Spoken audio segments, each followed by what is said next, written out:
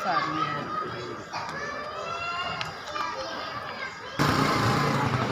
हाँ जी, अस्सलाम वालेकुम सर जी। मैं हार्ट पेशेंट है तो मैं प्राइवेट जॉब करना सा।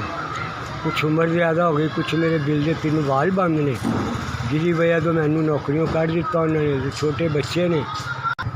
हाँ जी, जैस्टन मेरा नाम है। रेहड़ी मैं खरीद ली है तो मेरे को उत्ते पाने समान नहीं गा जनाब। मैं खिलौनियां की रेहड़ी लानी चाहना।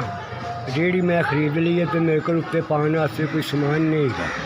मैं बड़े पासे कोशिश की, मेरा कुदरत कोई आसरा नहीं बनया, तो लिहाजा मेहरबानी है कि मैं तो नज़रसानी करो ताकि मैं कोई खिलौनियां का बच्चों का काम कर।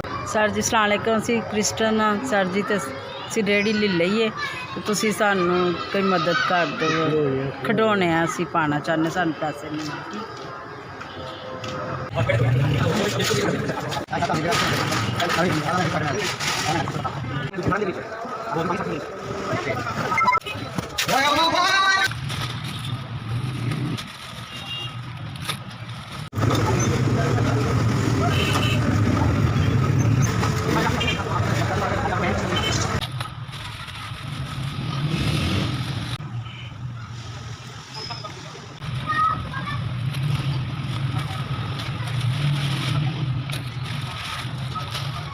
सर जी मैं बहुत शुक्रगुजार हाँ तुहाडा कि तुसी मैनू यानी कि गरीब आदमी नू मेरी रेहड़ी के 10,300 रुपये का समान सटाता। मेरी रेहड़ी इस टाइम तो फुल हो गई है।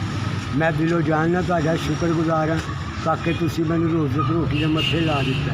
हुण मैं रेहड़ी च माल पाया, सवेरे इंशाअल्लाह मैं बाहर रेहड़ी कढ़ के फिर रोज़ी के मत्थे लग जावांगे